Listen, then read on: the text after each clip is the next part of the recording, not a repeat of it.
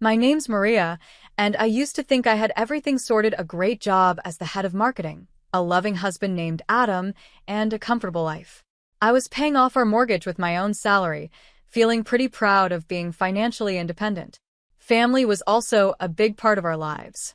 Adam had a younger brother, Kevin, and their mom, Lauren, was always around. Their dad had passed away years ago, so the boys made sure to look after her. I found it really sweet, and it made me love Adam even more seeing how he cared for his family. At first, Lauren seemed to like me. We'd chat during family gatherings, usually over coffee, and she always asked about my job. Marketing, huh? She'd say with a nod. Sounds important. It felt nice to have her approval. I wanted to fit in with Adam's family and be a part of their close group. Our first few years of marriage were full of weekend barbecues, holiday dinners, and spontaneous game nights with the extended family. I remember one Thanksgiving when we were all squeezed around Lauren's dining table, laughing and talking over each other. "Pass the gravy, will you?" Adam's uncle shouted from the end of the table. "You've had enough gravy, old man," Lauren replied with a grin as she handed him the gravy boat. I looked around at all the familiar faces, feeling like I really belonged. This was my family now, too. But things started to change during a New Year's Eve party at Lauren's house. I was in the kitchen, refilling my glass of wine, when I overheard Lauren talking to Adam and Kevin in the living room. "Did you see what Joyce is wearing?" Lauren snickered. "That dress must have cost $10. I froze, my hand on the wine bottle. Joyce was Adam's cousin, a single mom who was struggling to make ends meet. "I'm just saying," Lauren continued, her voice full of disdain. "Some people should know their place. Don't try to keep up with the big boys if you can't." I felt my face heat up from secondhand embarrassment. This wasn't the kind, welcoming family I thought I knew. I peeked around the corner and saw Lauren leaning in toward her sons, all of them giggling like kids. Over time, I couldn't shake the uneasy feeling I had around Lauren. What I first thought was just harmless teasing started to feel more like real meanness. And it wasn't just Joyce she picked on. At every family gathering, Lauren would whisper with Adam and Kevin, laughing quietly and glancing around the room at different relatives or friends before bursting into quiet laughter. One Easter Friday, I had enough. Lauren was in the living room with Adam and Kevin right beside her, like loyal followers. "Did you see Olivia's new car?" Lauren said in a low voice, just loud enough to hear. "She probably got it from one of those cheap places. She'll be paying for it forever." Before I knew it, I was on my feet, walking toward them. "Hey," I said, my voice sharper than I meant. "Don't you think that's a bit much? Olivia could probably hear you." The room went silent. Lauren's eyes narrowed as she looked at me. Well, she said sarcastically, "looks like we've upset your delicate feelings, Maria." Adam and Kevin exchanged awkward looks. "I just think it's rude," I said, my heart racing. "Why do you always have to tear people down?" Lauren's fake smile vanished. "If you don't like it, you don't have to listen. Why don't you go sit somewhere else?" It felt like a slap. I looked at Adam, hoping he'd support me, but he just stared at the floor. "Fine," I said, trying to keep my voice steady. "I will." From that day, family gatherings were miserable. I'd sit alone, nursing a drink while Adam stayed glued to his mother's side. He'd give me an apologetic look once in a while, but never came to sit with me. One night, after a particularly bad dinner, I asked him, "Why don't you ever stand up to her?" Adam sighed and ran his hand through his hair. "She's my mom, Maria. What do you expect me to do? I want you to tell her she's being cruel. I want you to have my back." But he never did. Slowly, I started making excuses not to go to family events, work emergencies, headaches, anything to avoid the cold stares and quiet insults. Then things just got worse. Just when I thought things couldn't get more complicated, life surprised me again. I was pregnant. I stared at the little plastic stick in the bathroom, my heart racing. 3 pink lines, clear as day. "Adam," I called out, my voice shaky. "Can you come here?" He came to the door, looking worried. "What's wrong?" he asked. Without saying a word, I handed him the test. His eyes widened as he looked at it, and then he pulled me into a hug. For a moment, I thought maybe everything would be okay, that this baby might bring us closer and fix the growing distance between us. But life had other plans. The pregnancy was tough from the start. I was constantly nauseous, dizzy, and always worried about the risk of a miscarriage. My doctor put me on bed rest, so I had to work from home. As the weeks went by, my health got worse. My eyesight started to fail, a rare complication. The doctor said it might be temporary, but it could also be permanent. I could barely see my laptop, and with a heavy heart, I had to quit my job. I needed Adam more than ever, but he seemed to be pulling away. He started coming home late, saying he had extra work or drinks with colleagues. Most nights, I fell asleep alone, sometimes waking up in the middle of the night to hear the front door closing. The day of my C-section came faster than I expected. My eyesight had gotten so bad that the doctors insisted on the surgery. Natural birth was too risky. Lying on the cold operating table, I was a mix of excitement and fear. "Where's Adam?" I asked the nurse, my voice shaking. She gave me a kind smile. "Your husband's in the waiting room. He said he'd rather stay there." The surgery went well, and soon I heard the sweetest sound, my son's first cry. They placed him on my chest, and I felt a love so strong, it took my breath away. Later, in the recovery room, Adam finally showed up. His face was full of discomfort and frustration. "Look, Maria," he said, "I need to say something. This whole thing, it's not right." I blinked, confused. "What do you mean?" He ran his hand through his hair, clearly frustrated. "Normal women give birth on their own, without all this surgery stuff. And men, we're not supposed to be here for this. We should meet our wives and kids at home, like in the old days." His words hit me like a punch in the gut. I couldn't risk it, I started to say, but Adam cut me off. "Save it. I'm going home. This place creeps me out." The next few weeks were a blur of sleepless nights and endless feedings. Adam was rarely home, and when he was, he didn't help with our son. Instead, he complained constantly. "Can't you shut him up?" He'd snap when our baby cried in the middle of the night. "I'm trying," I'd say, exhausted. "He's teething, Adam. It hurts him." But Adam had no patience. "All you do is focus on the kid. What about me? What about our sex life?" I'd just stare at him in disbelief. I was running on 3 hours of sleep, still recovering from surgery, and he was worried about sex. As the weeks turned into months, Adam grew more frustrated. One evening, while I was trying to calm our fussy 5-month-old, he dropped a bombshell. "You need to go back to work," he said flatly. I turned to him, shocked. "What about the baby?" "We'll hire a nanny," he interrupted. "We can't keep living like this, Maria. We need the money." I wanted to argue, to say that our son needed me, and I wasn't ready to leave him. But the look on Adam's face told me it was useless. So, with a heavy heart, I started looking for a job. Finding work with my vision problems wasn't easy, but I eventually got a job at a smaller company. The pay was much less than what I made before. When I told Adam, his reaction was predictable. "That's it," he scoffed. "We're paying a nanny for this?" I felt tears welling up. "I'm doing my best, Adam. It's hard with my eyesight." "Excuses," he muttered, walking away. And so my new life began. Rushing to work every morning, feeling guilty about leaving my baby with a nanny, struggling to get through the day with my limited vision, and coming home to a resentful husband and a child who needed me. Time passed in a blur of work, childcare, and growing tension at home. Before I knew it, 3 years had gone by since my son was born.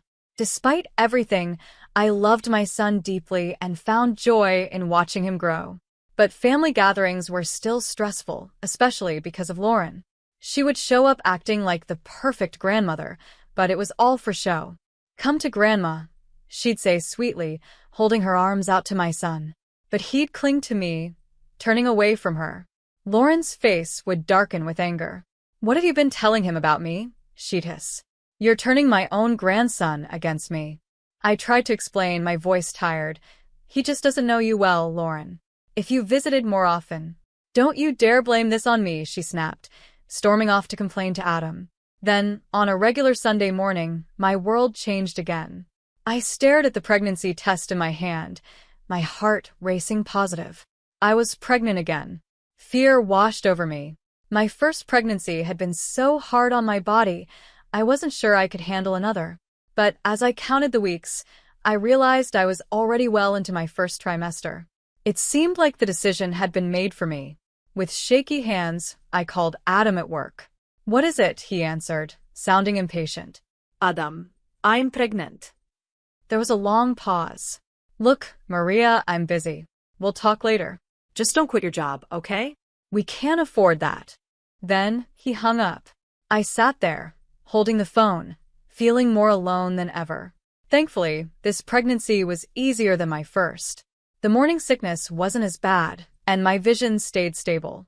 I kept working, determined to provide for my growing family. But as my belly grew, so did the distance between Adam and me. He spent more and more time at his mother's house, often coming home late. One evening, as I was struggling to put our son to bed while balancing my swollen belly, Adam walked in. "Hey," I said, hoping for some help. "Can you read him a story?" "I'm exhausted." Adam glanced at us, then at his watch. "I can't. I promised Mom I'd help remove some furniture. Don't wait up." As the door closed behind him, a tear slid down my cheek. I looked at my son, his big eyes staring up at me, and then at my belly, home to another child I already loved so much. By the time I reached my 8th month of pregnancy, it was time to prepare for Thanksgiving. Guests started arriving in the afternoon. My parents came early, with my mom jumping in to help in the kitchen. Friends and relatives trickled in, filling the house with laughter and chatter. Just as I was about to serve dinner, the doorbell rang. It was Kevin, Adam's younger brother, and to everyone's surprise, he had a woman with him. "Everyone, this is Brenda," Kevin said, smiling. "My fiancée."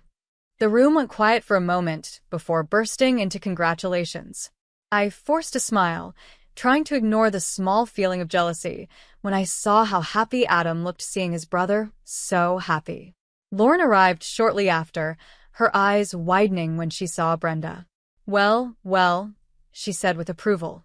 "Aren't you a sight for sore eyes?" Throughout dinner, Lauren couldn't stop fawning over Brenda, asking her lots of questions and hanging on her every word. I tried to focus on being a good hostess, but I kept overhearing their conversation. "So, Brenda," Lauren said loudly so everyone could hear, "Kevin tells me you're a manager at National Bank." "How impressive." Brenda nodded, looking a bit uncomfortable. "Yes, I've been there for about 6 years now." Lauren beamed. "You must be doing very well for yourself.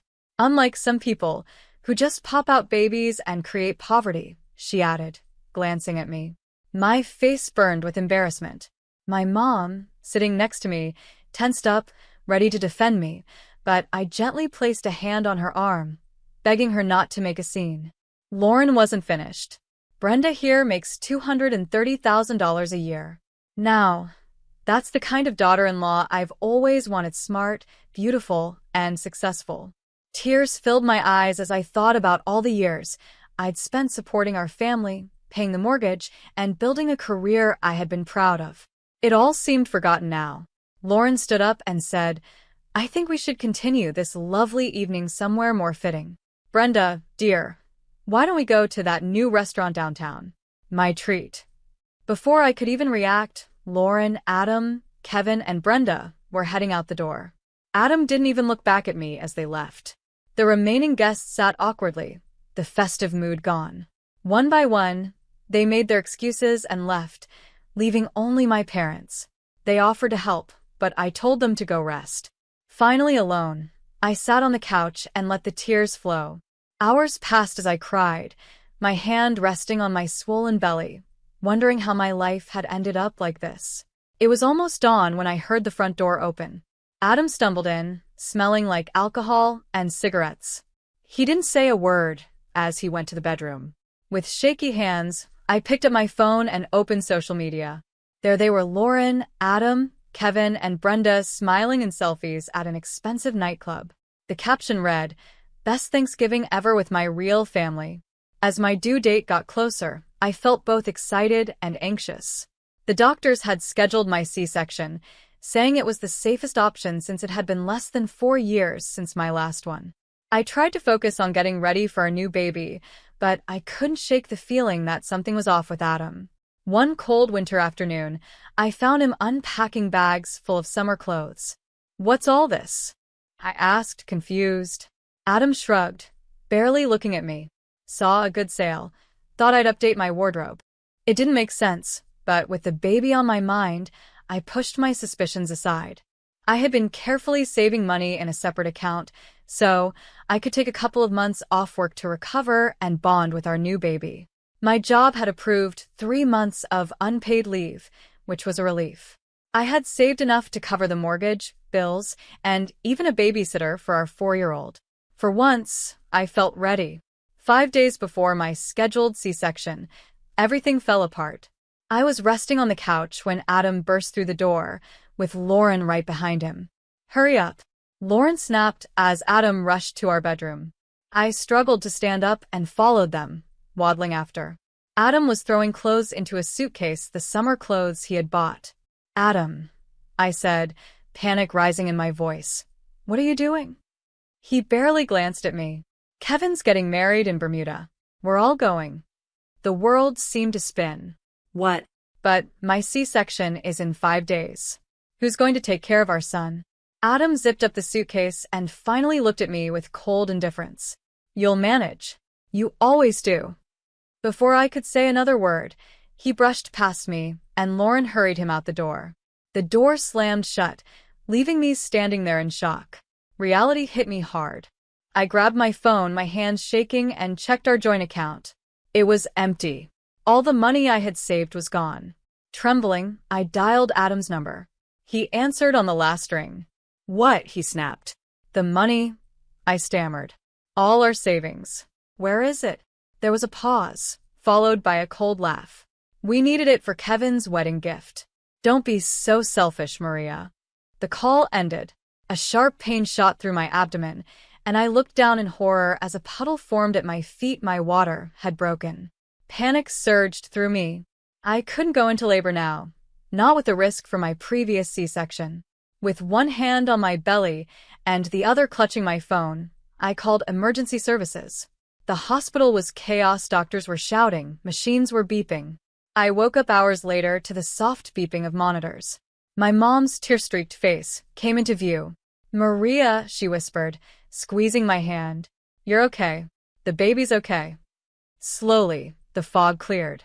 I had almost died, and so had my baby, but we made it. 5 days after the emergency C-section, I was feeling surprisingly strong, both physically and emotionally. The doctors were happy with my recovery and said I could go home. Adam hadn't called once since he left for Bermuda. He didn't check if I was okay or ask about our new son. In that moment, I knew our marriage was over. I called my parents and asked if I could stay with them for a while. They immediately said yes and were so supportive. They helped take care of both boys, giving me time to rest and recover. I started looking for divorce lawyers and gathering financial documents. A week after I left the hospital, my phone rang. It was Adam. I ignored it twice, but on the third call, I answered. "Where the hell are you? Why aren't you home?" Adam's voice was full of anger and confusion. I took a deep breath. "I'm at my parents' house, Adam, with both of our sons. I've filed for divorce." There was a brief silence, then he laughed. "Divorce? Are you serious? After everything I've done for you? Everything you've done?" I snapped, feeling my anger rise. "Like leaving me before I gave birth? Like stealing all our savings?" "Get over it," he scoffed. "I'll pay you back. In fact, I don't even want to see you again. You know why? Because I'm going to be rich." He launched into a rant about how Kevin's new wife had given him a job at the bank and how they were going to start their own financial company. He talked about how they'd be rich beyond belief. "You never believed in me, Maria," he spat. "You always shot down my ideas and held me back. Well, guess what? I'm free now. And you're just a loser who can't see real potential." The divorce moved quickly, to my surprise. Adam didn't fight me on anything. He returned the money he took from our accounts and agreed to pay alimony. When it came to the house, I had years of proof that I'd been the one paying the mortgage, so the judge awarded it to me without hesitation. The day I returned home with the boys, Adam was there, packing the last of his things. He sneered as I walked in, holding the baby, with our toddler by my side. "Enjoy this dump while you can," he said, lifting a box. "I'll be living in a mansion soon, swimming in money. You'll see what you missed out on." And with that, he walked out the door. I felt a huge weight lift off my shoulders, and the house suddenly felt bigger and brighter. A year and a half had passed since the divorce, and life had settled into a new routine for me and my boys. I had gone back to work and was balancing my career and being a mom. It wasn't always easy, but we were happy, healthy, and thriving. One ordinary Sunday, my phone buzzed with a news alert. When I read the headline, my jaw dropped. "Local banker exposed as fraud leaves family in ruins." The article revealed a shocking scandal. Brenda, Kevin's wife, had been running a con. She had convinced Adam, Kevin, and Lauren to take out huge loans to fund a fake financial company. They even mortgaged Lauren's house, pouring everything they had into this imaginary venture. But Brenda wasn't a real banker. The office she had shown them was just a rental used as part of her scam. She disappeared with millions, leaving behind fake documents and shattered dreams. To make it worse, I found out they had taken out another loan to pay for Kevin and Brenda's fancy Bermuda wedding, the same event Adam had left me for. As I kept reading, I felt a mix of emotions. Shock, confusion, and, yes, a small bit of satisfaction. The consequences were harsh. Unable to pay back the loans, they lost everything: Lauren's house, their cars, even their personal belongings, all taken by creditors. They were left with nothing but piles of debt. I heard Lauren had to take a job as a cashier just to afford a small apartment and groceries. Adam and Kevin were in the same situation, their dreams of wealth completely destroyed. I was beyond grateful I had divorced Adam when I did. My children and I were safe and not touched by the financial disaster that hit my ex-husband's family. Just when I thought I had put all of it behind me, my phone rang. Lauren's number popped up on the screen. Against my better judgment, I answered. "Maria," Lauren's voice was soft, very different from her usual bossy tone. "We need your help." She started begging, asking if they could stay with us. "The children need their father and grandmother," she insisted. "You can't leave family in trouble." I took a deep breath, memories flooding back: Thanksgiving humiliation, being left before my C-section, all the times they had treated me poorly. I kept my voice steady and said, "You didn't care about family when you left me alone, pregnant and in danger. You didn't care about family when you took all my savings. And you didn't care about family when you called me a loser." Lauren started to argue, but I cut her off. "I'm sorry you're in this mess, Lauren, but I'm not responsible for the choices you, Adam, and Kevin made. My priority is my children, and I won't let them be exposed to the chaos you've created. Please don't contact me again." I hung up and immediately blocked her number. As I put the phone down, I felt a huge weight lift off my shoulders. It was done, truly done.